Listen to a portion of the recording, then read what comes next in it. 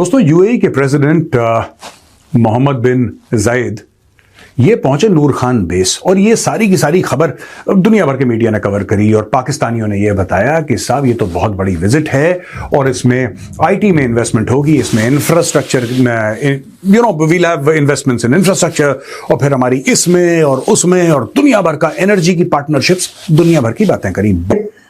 एक हमारे मेहमान भी आए हुए हैं दुबई से, मोहम्मद बिन जायद अल नहयान प्रेसिडेंट है यूएई के, और वो अब हम बगले बजा रहे हैं और कह रहे हैं कि जी बहुत सारी इन्वेस्टमेंट आने वाली है।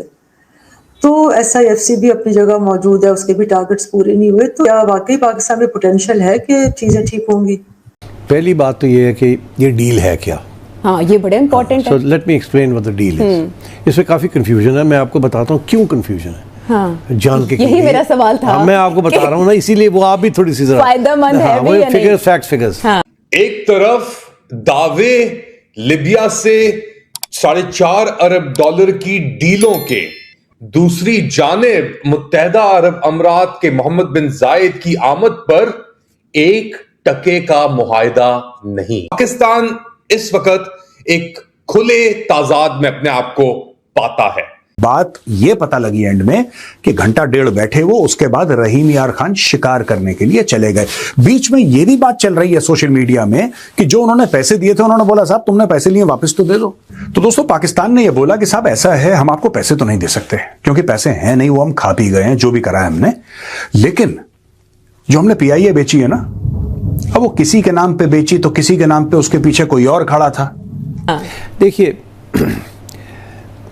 पिछले साल जी 10 अरब रुपए की बिड लग रही है जी, वो एक बड़ी हाँ प्रॉपर्टी टाइकून जो भी थे, 10 अरब रुपए की बिड।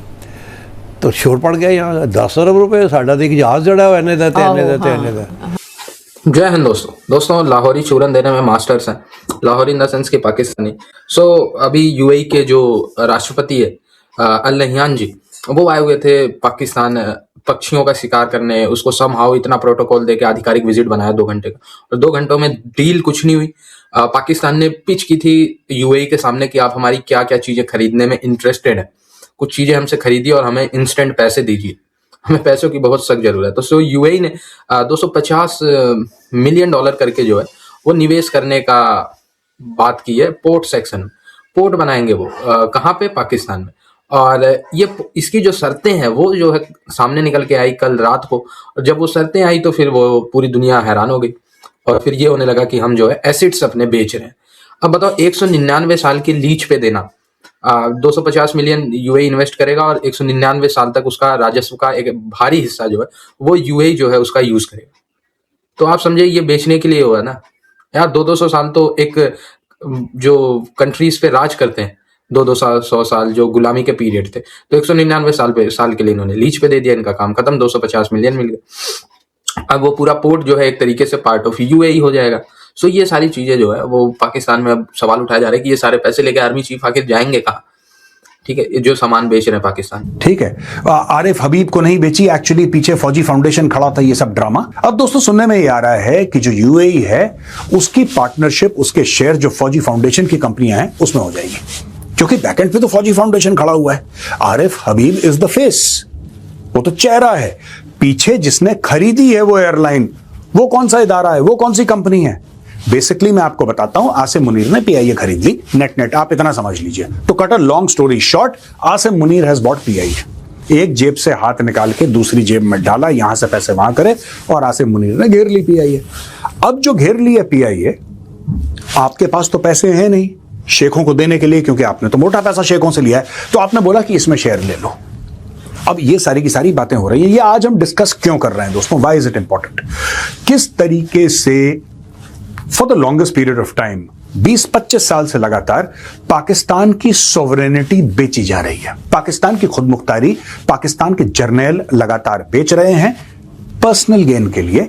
उसकी कहानी आज मैं आपको सुनाऊंगा, बड़ी इंटरेस्टिंग कहानी, और मैं आपसे रिक्वेस्ट करूंगा ये वीडियो आप एंड तक देखिएगा।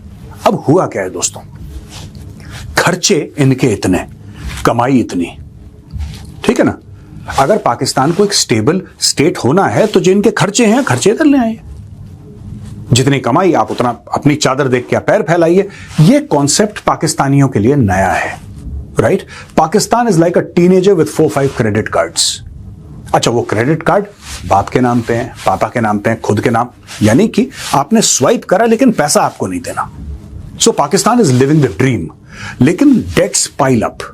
अब मैं आपको बताता हूं हुआ क्या क्या है पाकिस्तान में और किस तरीके से पाकिस्तान ने over a period of years अपनी सॉवरेनिटी बेची है। और जमीन ही नहीं है और ये है और वो है, तो गवर्नमेंट ने सॉरी करके वापस कर दिया। उन्होंने सोचा अब क्या करें, 10 अरब मिल जाए तो इससे बेहतर क्यों नहीं मिल सकता हमें कुछ।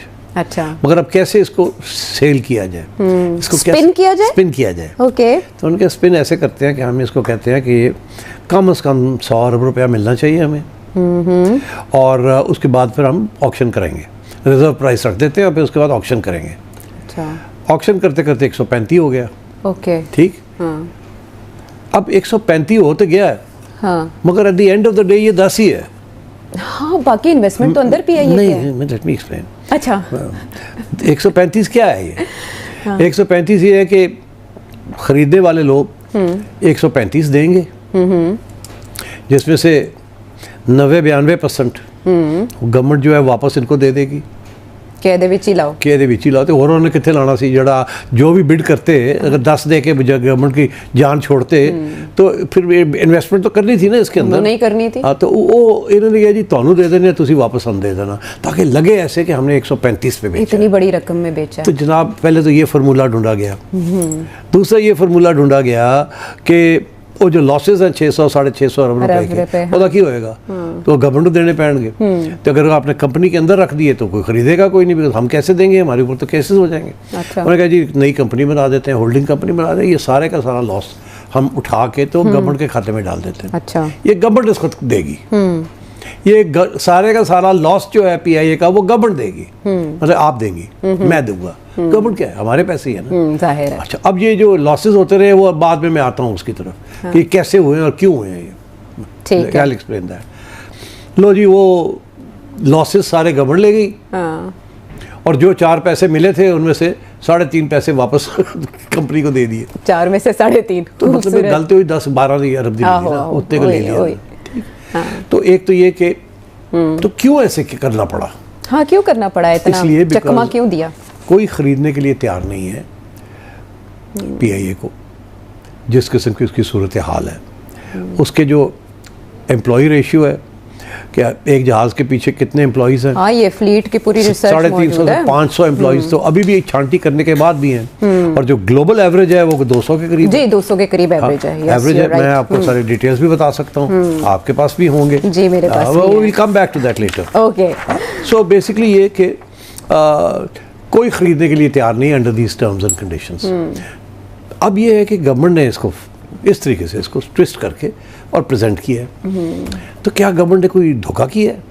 नहीं, मैं आपको बताता हूँ क्यों। सिचुएशन ये है कि इसके पहले कि हिंदुस्तान में एयर इंडिया जी, के साथ भी इसी किस्म का फॉर्मूला इस्तेमाल किया गया था। टाटा, उसकी तारीख जो है वो थोड़ी सी इंपॉर्टेंट है टू एक्सप्लेन।